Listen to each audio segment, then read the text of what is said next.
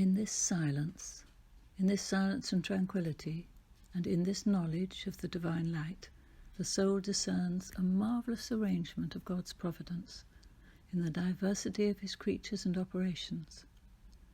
Each and all of them have a certain likeness to God, wherewith each in its particular voice tells of the God within it. This forms a constant of the sublimest melody, far beyond all the harmonies of the world.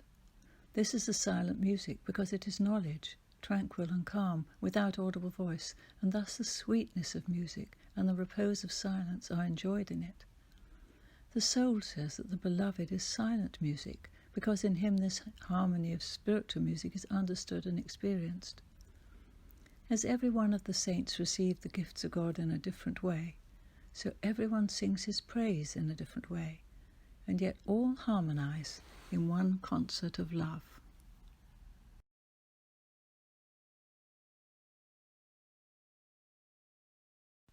The nature of God. The nature of God is a circle in which the centre is everywhere and the circumference is nowhere.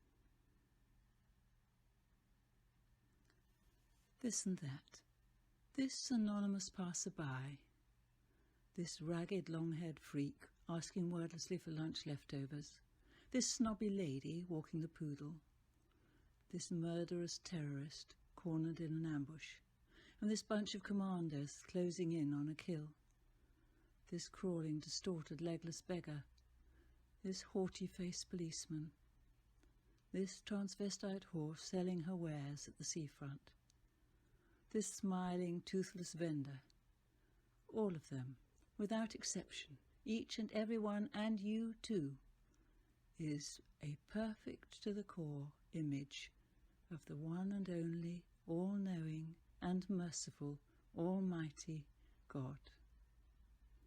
There is no other.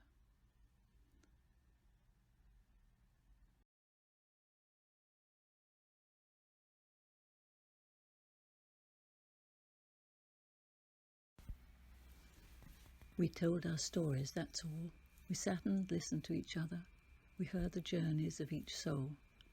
We sat in silence, entering each one's pain and sharing each one's joy. We heard love's longing and the lonely reachings out for love and affirmation. We heard of dreams shattered and visions fled, of hopes and laughter turned stale and dark. We felt the pain of isolation and the bitterness of death. But in each brave and lonely story, God's gentle life broke through. We heard music in the darkness and smelt flowers in the void.